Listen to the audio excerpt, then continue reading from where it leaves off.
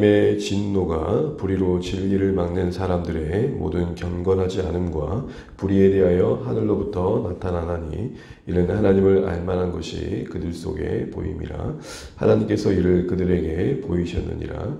창세로부터 그의 보이지 아니하는 것들 곧 그의 영원하신 능력과 신성이 그가 만드신 만물에 분명히 보여 알려졌나니 그러므로 그들이 핑계하지 못할지니라. 하나님을 알되 하나님을 영화롭게도 아니하며 감사하지도 아니하고 오히려 그 생각이 허망하여지며 미련한 마음이 어두워졌나니 스스로 지혜 있다 하나 어리석게 되어 썩어지지 아니하는 하나님의 영광을 썩어질 사람과 새와 짐승과 기어다니는 동물 모양의 우상으로 바꾸었느니라. 아멘. 네, 인사드리겠습니다. 고맙습니다. 함께해 주셔서 고맙습니다. 감사합니다. 우리 로마서 말씀 살펴보는 중에 있습니다. 이제 오늘 18절부터 로마서가 참 많은 분량에서 이야기하고 있는 그 복음에 대한 본론적인 이야기가 시작하고 있습니다. 로마서의 복음을 이렇게 별명짓기도 합니다. 복음의 ABC다. 뭐의 ABC다라고 할 때는 그만큼 논리정연하고 자세한 설명이 있을 때라는 것이죠. 마치 복음의 교본과 같다라는 것입니다. 그런데 그 전반부, 그 본론의 시작이 되는 부분의 이야기가 복음이라는 그 굿뉴스와는 대조되어지는 나쁜 뉴스라고 해야 될까요? 어떻게 보면 받아들이기가 쉽지 않은 그런 인간의 죄에 이야기를 다루고 있다는 것이 복음의 로마서의 복음의 시작의 특징이기도 합니다. 1장 18절부터 3장 18절까지 이 복음의 필요성을 다루고 있다는 것이죠. 하나님의 진노 아래 있는 인류의 그 총체적인 현실을 고발함으로써 이방인이든지 또한 그 이방인들을 향해서 손가락질을 하고 있는 유대인이든지 모두가 다 하나님 앞에서는 복음이 필요한 인생들이다. 이 사실을 절실하게 또 절박하게 이야기하고 있는 내용이라는 것입니다. 우리가 참 살아가다 보면 많은 것들이 필요합니다. 뭐 경제적인 거든 관계적인 거든 참 살아가는데 인간에겐 여러 가지가 많은 것들이 필요하고 그게 부족할 때는 결핍 때문에 여러 가지 증상들을 우리가 경험하게 됩니다. 그러나 성경을 가만히 보게 되면 참 많은 필요가 우리에게 있지만 정말 그 모든 필요를 다 채우고도 이거 하나 채워주지 않으면 그 인생은 사상 누각과 같다라고 할 때 그 하나의 필요는 절실한 그 필요는 바로 무엇이냐면 우리에게 복음이 필요한 사실을 아는 거라는 것이죠. 여러분 이 복음이 우리에게 필요하다는 것을 아는 것, 다시 말해 예수님을 통해 주신 구원이 우리에게 필요하다는 것을 아는 것, 그것이 가장 중요한 복음의 첫 단추라는 사실들을 우리는 주목해 볼 필요가 있습니다. 기독교의 진리가 어느 한 인생에게 받아들여진 데 있어서 항상 걸림돌과 같은 부분이 바로 이런 거죠. 우리가 죄인이란 말을 들었을 때 그 누가 기분이 좋겠습니까? 그러나 사실은 죄인이란 말을 들었을 때 우리 자신이 그 죄인이라는 사실 앞에서 또 성경이 말하는 죄라는 사실 앞에서 우리 자신이 인정되어지는 것은 놀라운 은혜가 아닐 수 없는 것입니다. 그런데 왜 하나님께서는 이 복음의 시작에 복음과는 별로 어울려 보이지 않는 이 좋은 소식과는 어울려 보이지 않는 우리에게 구원이 필요하다는 하나님의 진노 아래 있다는 그 진노에 대한 이야기를 할까요? 어떻게 보면 이 복음이 복음된 데서 이 사실을 아는 것만큼 중요한 건 없다라는 것이죠. 또한 우리의 현실을 제대로 직시할 수 있도록 도와주는 것이 복음이라는 것입니다. 여러분, 복음은 그런 면에서 우리가 듣고 싶은 것을 듣는 게 아니라 들어야 할 내용을 듣는 것입니다. 우리는 우리 중심으로 보면 복음이라는 것은 내가 듣고 싶은 것을 복음이라 그런 것이죠. 그러나 성경이 말하는 복음은 뭐냐면 우리가 들어야 할 것을 듣는 것이며 그것이 들려지는 것입니다. 앞서 예수님을 통해 주시는 이 구원의 진리가 우리에게 받아들여지기까지 역사하시는 하나님의 능력과 또 그것이 우리에게 되기까지 일해 가시는 하나님의 신실하심을 살펴봤습니다. 근데 이런 모든 하나님의 능력과 신실하심 안에서 한 신자에게 복음이 받아진 데서 하나님께서 일하시는 가장 중요한 출발은 뭐냐면 이 복음의 빛 아래서 그 하나님의 거룩의 빛 아래서 그 진노를 피할 길은 우리의 현실을 밝히 드러내 주신다는 겁니다. 그래서 예수님을 진실하게 만난 모든 신자들의 공통점은 무엇이냐면 하나님 앞에서 아무 할 말이 없더라는 것입니다. 한마디로 유구무원인 것이죠. 보통 사람들과 이야기하다 보면 은연중에 자랑은 하지 않아도 자기 의라는 사실 앞에서 붙들려 있는 분들을 보게 됩니다. 어느 정도 자기는 그래도 누구보다는 낫다라는 것이죠. 여러분, 우리는 이제 예수 믿는 사람 되었습니다. 그러면 지금부터 이야기하는 하나님의 진노 아래 있는 현실의 이런 고발들이, 인류의 현실, 인간의 보편적인 상황들이 우리와는 무관한 것일까요? 아니죠. 어쩌면 이제 예수 안에 있는 우리에게는 이 사실들이 다시 한번 기억되어져서 참 우리가 놀라운 은혜를 받았다는 것을 기억할 필요도 있고, 여전히 우리가 낮은 몸을 입고 있는 상황 속에서 이 인류의 이 안타까운 재해의 현실들이 여전히 우리를 둘러싸고 있고 우리에게 영향력을 발휘하고 있다는 측면에서 다시 한번 분별력을 분별해야 하고, 예수 안에 있는 우리가 그 은혜 안에 분명 붙들려 있지만 그 은혜의 여정을 걷는 동안 이 치열한 죄와의 싸움을 잘 감당하기 위한 감각을 필요가 있다는 것입니다. 뭐가 죄냐?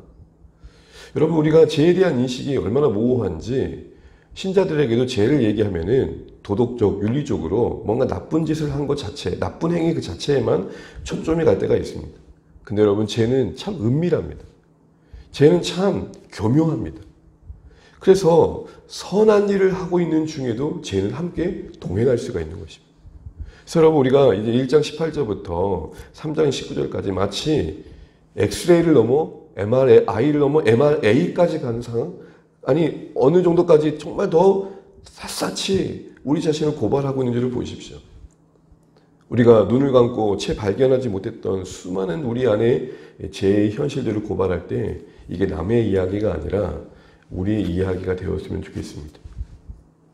그럴 때 예수님 안에서 우리에게 주시는 이 구원이 더 귀해지고 값 있게 정말 소중하게 와닿게 되는 것이죠.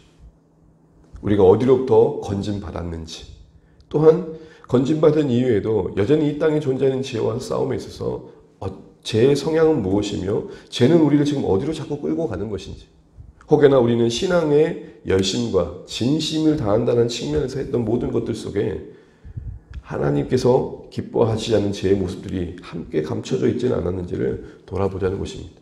저는 지금 결벽주의자가 되자고 말씀드리는 게 아닙니다. 우리의 현실을 제대로 직시해야 된다는 것입니다. 선한 일을 하면서도 우리는 죄와 가까이 있다는 사실도 기억할 필요가 있다는 것이죠. 이런 측면에서 여러분, 우리가 이제 18절부터 보면서 다시 한번 그 죄에 대한 바른 이해와 분별력, 성경이 말하는 죄가 무엇인지를 다시 한번 생각해 보면서 복음이 복음되어지는, 그래서 우리가 예수를 통해 구원받았다는 사실이 얼마나 절박한 필요가 있는지, 또 그것이 우리에게 주어진 게 얼마나 감사한지, 또 그 은혜 안에서 우리가 이겨내야 할 죄의 모습은 무엇인지를 또 바르게 분별해 갈 수 있는 가정이 되면 좋겠습니다. 먼저 우리가 18절 말씀 같이 다시 한번 읽어보겠습니다. 18절입니다. 하나님의 진노가 불의로 진리를 막는 사람들의 모든 경건하지 않음과 불의에 대하여 하늘로부터 나타나나니. 아멘. 오늘 그 시작은 하나님의 진노입니다. 번역은 되지 않았지만 28절 바로 앞에 헬라어로 가르라고 하는데 영어로 말하면 비코즈입니다. 왜냐하면 이란 말이죠. 왜냐하면 앞에 바로 뭐가 있습니까? 17절 복음이 하나님의 의를 계시한다. 하나님의 그 신실하심을 말하고 있다. 그 신실하심이 우리의 신실하심 되기까지 일하심을 말하고 있다. 예수 안에서의 그 구원이 우리에게 주어졌다라는 것입니다. 그런데 이 구원이 왜 우리에게 주어졌냐면 하면서 이야기가 하나님의 진노를 꺼내고 있는 것입니다.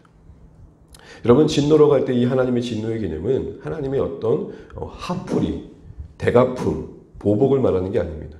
구약의 이스라엘 백성들이 언약을 깨트렸을 때, 또한 강대국이 이스라엘을 교만함으로 괴롭혔을 때, 또 종말론적으로 하나님께서 모든 인류를 그 앞에 세우실 때 하게 되실 공의로운 하나님의 심판의 행위를 뭐라고 그러느냐? 하나님의 진노라고 그러는 것입니다.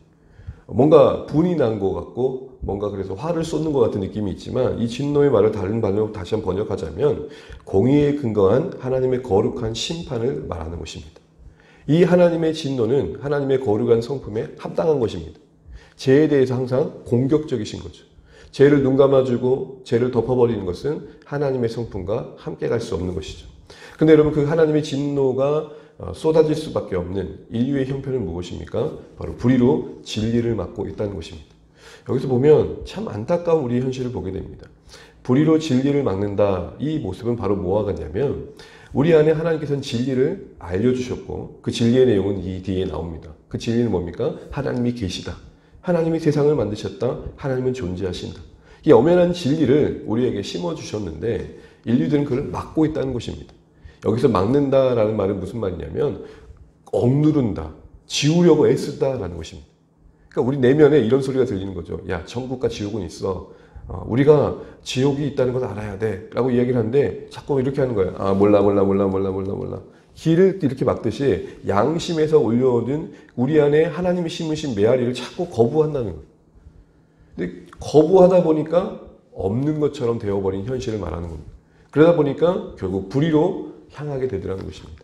어쩌면 불의를 기뻐하는 자리에 있기 때문에 하나님과의 관련된 진리를 자꾸 안 들으려고 그러고 그것이 우리의 어느새 현실이 되어버렸다는 것입니다. 이것을 좀 더 구체적으로 이렇게 말합니다. 경건하지 않음과 불의. 여러분 여기서 순서는 되게 중요한 의미를 갖고 있습니다. 이 경건이라는 것은 하나님과의 관계에서의 잘못을 말합니다. 불의라는 것은 사람과 사람 사이의 관계의 불법과 잘못됨을 말합니다. 그 순서가 뭡니까? 그런데 하나님과의 관계가 깨어지고 나니 사람과 사람 사이의 관계도 파괴되었다. 이 논리를 지금 바울이 펼치고 있는 것입니다. 정리하자면 하나님의 진노, 그 거룩한 공의의 심판을 받을 수밖에 없는 우리의 현실의 엄연한 모습은 무엇이냐면 경건치 않다는 겁니다. 경건치 않다는 것은 하나님을 하나님 되심으로 인정하지 않고 자신이 하나님 되는 방향으로 가고 있다는 것입니다. 그 결과 이 땅에 불의가 나타났다라는 것이죠. 그리고 그 불의는 결국 그들 안에 하나님의 존재를 자꾸 억누르고 있고 그리고 지우려고 하는 그런 본연의 애타는 그 잘못된 모습의 열매라고 지금 이야기하고 있는 것입니다. 여러분, 우리가 보통 여러 증상들이 있잖아요. 이렇게 뭔가 감기가 있으면 코감기가 있으면 코도 흘리기도 하고 목도 아프기도 하고 여러 가지 몸에 아픔이 옵니다. 그러나 사실은 근본적인 건 바이러스가 있는 것이죠. 우리가 약을 먹을 때 증상은 치료할 수 있지만 그 본연의 그 증상을 일으키는 근본적인 것을 치료하기가 쉽지 않은 것이죠. 바로 그 근본에 자리 잡고 있는 게 바로 뭐냐면 경건하지 않음이라는 거예요. 이 경건하지 않음을 우리가 부정할 수 없는 것, 핑계댈 수 없는 것, 그것이 죄라는 것을 인정해 볼 수밖에 없는 것은 19절 이하에 하나님의 일하심이 있었기 때문인 것입니다. 19절부터 20절 같이 한번 읽어보겠습니다. 시작. 이는 하나님을 알만한 것이 그들 속에 보임이라. 하나님께서 이를 그들에게 보이셨느니라. 창세로부터 그의 보이지 아니하는 것들 곧 그의 영원하신 능력과 신성이 그가 만드신 만물에 분명히 보여 알려졌나니 그러므로 그들이 핑계하지 못할지니라. 아멘. 인류가 핑계하지 못한다. 사람들이 핑계할 수 없다. 어떤 걸요? 하나님이 계시지 않는다는 것을 나는 몰랐으니까 나는 그 죄에 해당하지 않겠죠라고 말할 수 없다는 겁니다. 왜요? 19절을 보시게 되면 하나님께서는 자신을 알려주셔서 그들 속에 우리 속에 보여주셨다는 겁니다. 누구나 인간이 태어나고 나면 그 대상이 구체적으로 누구인지는 모르지만 하나님이란 존재가 계시다라는 영적 감각은 타고난다는 것입니다. 그게 발현된 게 종교인 것이죠. 그래서 아무리 문명이 없는 원시림 같은 사회에 속한다 할지라도 그 안에 뭐가 있습니까? 신에 대한 갈구함이 있고 종교가 있는 것이죠. 그러니까 우리 안에 하나님이라는 그 존재를 인식할 수 있는 영적인 감각, 영원한 것을 사모하는 마음을 심어 놓으셨다는 것입니다. 또한 20절에 보게 되면은 하나님께서 지으신 이 만물 속에 하나님의 손길이 다 있다는 것입니다. 우리가 보통 어떤 예술 작품을 보게 되면 그 안에 예술 작가의 혼이 담겨 있고 스토리가 담겨 있잖아요. 저도 사실 미술 작품을 볼 줄은 모르지만 이런 경험을 한 적은 있습니다. 그 미술 작가의 스토리를 알고 나니까 그 그림이 다르게 와닿더라고요. 하나님이 이 세상 모든 보여지는 것들을 지으셨다는 사실은 그 안에 하나님의 그 지어진 그 모든 것들 속에 하나님의 지혜와 하나님의 손길이, 하나님의 능력이, 하나님의 그 놀라우심이, 신비로움이 담겨 있다는 것이죠. 그래서 어느 누군가들은 과학을 연구하다가 어떤 세포 하나를 연구하다가 어떤 동물들의 구조를 연구하다가 떡하니 항복하고 말죠. 야, 진짜 창조주는 놀라우시다. 바로 그런 일들이 가능한 것은 그 만물 속에 그런 하나님의 손길이 다 있기 때문입니다. 그런데 이렇게 하나님은 우리 안에 하나님을 부정할 수 없도록 자꾸 알려주시고, 또 하나님은 눈으로 보는 세상 속에서 하나님의 그 영광스러움을 담아놓으심에도 불구하고 사람들은 어떻게 했다는 것입니까? 21절입니다. 21절, 22절, 23절까지 읽고 이제 마무리하겠습니다. 하나님을 알되 하나님을 영화롭게 아니하며 감사하지도 아니하고 오히려 그 생각이 허망하여지며 미련한 마음이 어두워졌나니 스스로 지혜 있다 하나 어리석게 되어 썩어지지 아니하는 하나님의 영광을 썩어질 사람과 새와 짐승과 기어다니는 동물 모양의 우상으로 바꾸었느니라. 21절 이렇게 말합니다. 그럼에도 불구하고 하나님을 알려줬는데, 하나님을 알게 해주었는데, 그런 감각을, 그런 어떤 보여진 세상 속에 하나님의 그 영광을 담아놔 주셨는데, 결국 인간의 반응은 뭡니까? 하나님의 그 진리에 대한 인간의 반응은 그 하나님을 영화롭게 하지 않더라는 것입니다. 그 대표적인 모습이 감사하지 않는다는 것이죠. 여러분, 감사하지 않는다는 것이 신앙적으로 우리가 죄라고 말하는 건 뭐죠? 근원된 하나님을 부정하는 행위이기 때문에 그렇습니다. 바꿔 말하면 감사는 하나님을 인정하는 최고의 믿음의 실천이기도 한 것입니다.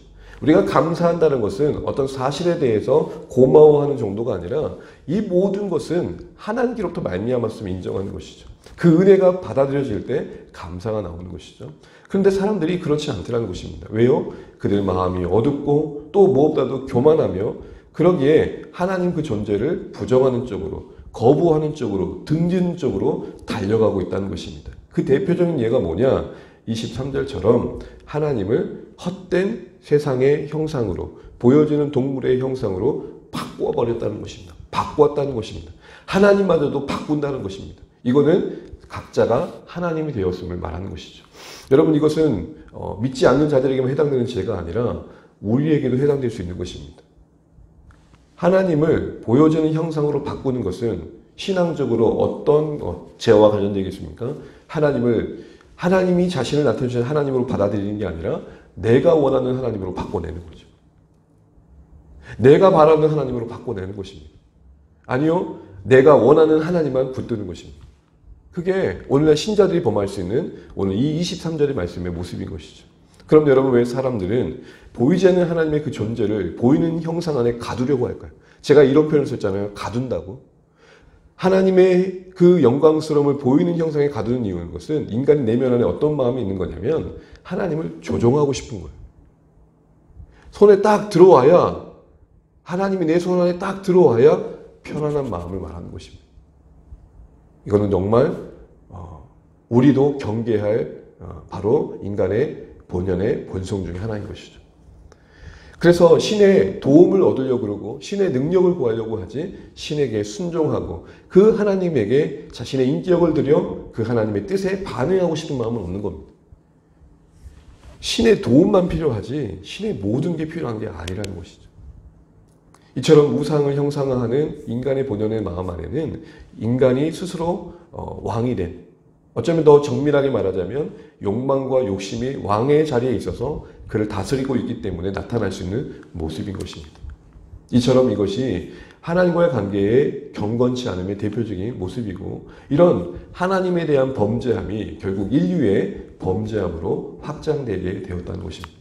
하나님이 인정하지 않는다는 것은 결국 그 자리에 자신이 주인되어 있고 자신의 욕망과 자신의 욕심이 자리 잡고 있기 때문에 당연히 관계도 제 방향으로 흘러갈 수밖에 없는 것은 당연한 것이겠죠. 이제 말씀을 맺도록 하겠습니다. 사랑하는 주안의 가족 여러분, 오늘 로마서는 불편하게도 우리의 죄를 고발하는 것으로 그 복음의 시작을 말하고 있습니다. 그런데 여러분, 이걸 알아야 복음이 복음됩니다. 이걸 아는 게 사실은 복음입니다.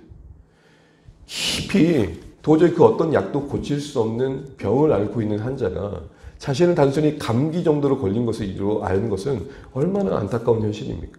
그의 치료 방법이라는 것이 그릇된 방향으로 가는 것은 뻔한 것입니다. 그런데 하나님은 말씀을 통해서 우리 자신을 고스란히 드러내 주십니다. 왜요?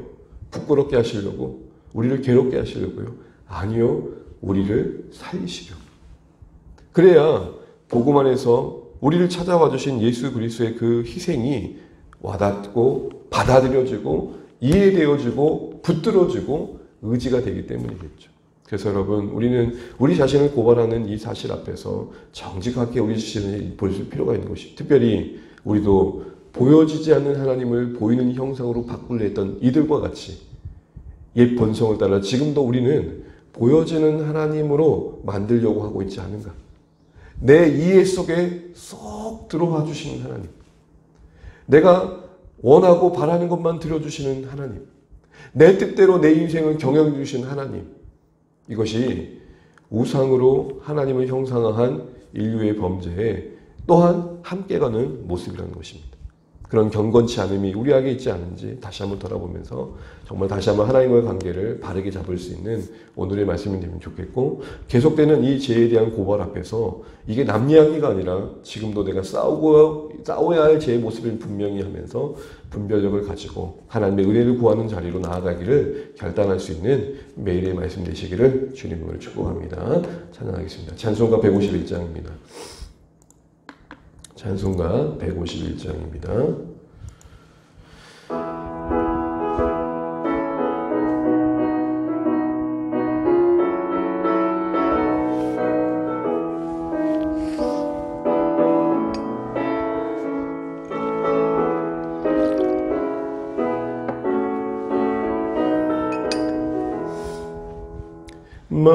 만왕의 왕 내 주께서 왜 고쳐당했나. 이 벌레 같은 날 위에 그 보혈을 흘렸네. 십자가 내가 처음 볼 때에 나의 맘에 큰 고통 사라져.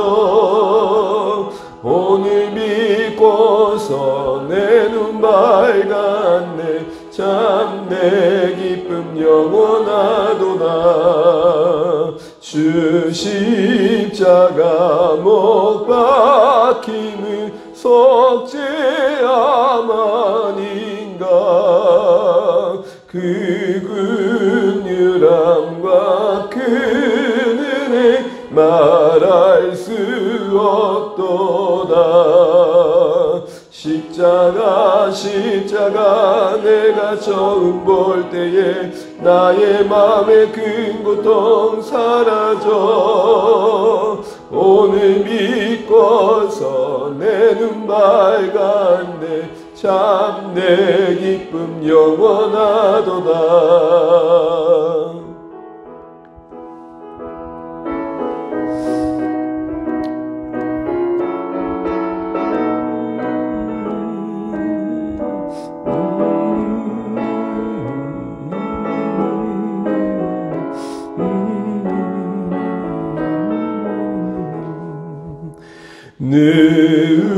늘어도 그 큰 은혜 다 갚을 수 없네. 나 주님께 몸 바쳐서 주의 일 힘쓰리. 십자가 내가 처음 볼 때에 나의 맘에 큰 고통 사라져. 오늘 믿고서 내 눈 밝았네. 참 내 기쁨 영원하도다. 아멘. 오늘 우리 주신 말씀 다시 한번 기억하고 오늘 말씀과 함께 동행하는 하루 되길 원합니다. 오늘 이제 로마서의 복음의 본론의 그 시작은 하나님의 진노 아래 있는 인류의 현실을 고발하는 것으로 시작하고 있습니다. 우리가 하나님의 구원이 필요한 이유가 무엇인지를 보여주고 있는 것이죠. 복음이 절박하게 필요한 우리의 현실을 아는 것이 은혜입니다. 그 은혜 안에서 우리가 예수 그리스도께 베푸신 그 속죄함이 놀라운 기쁨과 감사가 될 것이기 때문입니다. 이 시간 이 복음의 필요성을 고발하고 있는 우리가 하나님 진노 아래 있는 현실들을 이야기하고 들어갈 때에 이것이 우리와 무관한 이야기가 아니라 이제 예수 안에 있는 우리이지만 여전히 죄와의 힘겨운 싸움을 감당한 우리에게 참 바른 분별력을 요구받고 있음을 알게 됩니다. 우리도 하나님을 우상처럼 섬길 수 있다는 사실이 얼마나 놀라운 것입니까? 다시 한번 기억하면서 이 죄의 고발 앞에 우리를 정직히 살피고 예수의 은혜와 또 예수의 긍휼을 더 구하는 자리에, 또 하나님의 도우심을 구하는 자리에 겸손히 나아갈 수 있는 우리가 되었으면 좋겠습니다. 이 시간 또 교회를 위해 기도해 주시고 특별히 우리 연약한 우리 성도님들의 회복을 위해서 또 기도해 주시면 좋겠습니다. 또 우리의 일상 속에 함께 하시는 하나님의 도우심을 경험하는 오늘 또 한 날 될 수 있도록 기도해 주시기 바랍니다. 선교지와 또 전쟁으로 고통받는 곳에, 기근으로 아파하는 곳에 하나님의 긍휼이 임할 수 있도록, 특별히 이 땅의 교회들을 붙들어 주시되 하나님 이 나라의 민족을 긍휼히 여겨 주시도록 다시 한번 기도하시면서 우리 각자 기도 제목 가지시고 간구하시고 오늘 하루 주 안에 승리하시길 바랍니다. 기도하겠습니다. 하나님 아버지, 은혜를 감사합니다. 오늘 우리를 불쌍히 여겨주시고 이 한날을 허락받아 살아가는 데 있어서 주의 말씀 앞에 먼저 서게 하신 것을 감사합니다. 하나님 아버지, 우리에게 복음이 필요합니다. 우리에게 구원이 필요합니다. 이것을 알게 하시기 위해 우리를 하나님 아버지 어떠한 현실에 있는지를 알게 해주신 하나님을 찬양합니다. 복음이 필요한 그 절실한 현실 속에 있는 우리의 모습을 알게 해주시고 그 가정에서 우리가 정말로 예수 그리스도의 구원 외에는 소망이 없다는 사실을 경험해 가길 소원합니다. 더하여 주 안에 있지만 여전히 죄와의 싸움을 감당할 우리에게 죄의 모습을 분별해 갈 수 있도록 역사해 주시기를 간절히 바라곤 합니다. 하나님 아버지, 우리가 우리 하나님을 우상처럼 섬길 수 있다는 사실이 얼마나 놀라운지요. 하나님을 열심히 다해 섬기지만 때로는 그것이 나를 섬기는 방법이 될 수 있다는 것도 우리에게 두려워 떨림으로 와닿게 됩니다. 아버지 하나님, 정말로 이 구원의 놀라운 소식이 우리에게 얼마나 절박한지를 알려주시는 하나님께 감사합니다. 우리에게 복음이 필요하다는 사실들을 깊이 인식할 수 있도록 하나님이 진리 앞에 정직하게 서게 하여 주옵소서. 어떻게든 우리에게 자신을 알려주시기 위해 하나님께서 어떻게 우리에게 일하신지를 기억하고 그 하나님의 나타내심 앞에 우리가 정말로 하나님의 은혜를 감사할 수 있도록 은혜를 베풀어 주시옵소서. 하나님, 우리가 하나님의 긍휼이 필요합니다. 하나님의 은혜가 필요합니다. 주님, 주여 우리를 도와주옵소서. 하나님, 우리를 하나님의 우상으로 만들 수 있다는 사실이 놀라운 것입니다. 하나님 은혜가 필요합니다. 주의 도우심이 필요합니다. 하나님 역사하여 주시옵소서. 하나님 아버지, 정말로 우리가 정직하게 서게 하여 주시고 진실하게 우리 자신을 볼 수 있도록 은혜 베풀어 주시옵소서. 하나님, 우리가 우리 자신을 발견하며 그 은혜가 은혜되어지는 일들을 경험하게 도와주시옵소서. 하나님 아버지, 은혜를 베풀어 주옵소서. 하나님, 우리에게 불쌍히 여겨 주옵소서. 하나님, 정말 주의 용된 교회를 붙들어 주시고 말씀이 역사하고 하나님의 긍휼이 이곳에 임하게 도와주시고 우리를 물러 교제케 하신 하나님의 선하신 뜻이 따뜻한 사귐과 성기도 공동체로서 이루어져 갈 수 있도록 도우시고 구원하신 영혼들이, 회복될 영혼들이 이곳에서 주님을 만날 수 있도록 주여 도와주옵소서. 이 땅의 교회로서의 역할들을 잘 감당할 수 있도록 지혜와 능력을 주시고 말씀 안에 한 물결 내게 하여 주옵소서. 연약한 우리 성도들을 기억하시고 그들이 하나님의 은혜 안에서 하나님의 도우심 가운데 회복을 경험케 하여 주옵소서. 그들의 육신의 연약함이 주님을 찾는 간절함이 되게 하시고 주의 도우심을 맛보게 하여 주옵소서. 이 땅의 교회와 이 나라의 민족과 하나님 주의 긍휼이 필요한 곳에 은혜 함께 하여 주시고 하나님, 정말로 하나님의 복음이 곳곳에서 흥한케 하여 주옵소서.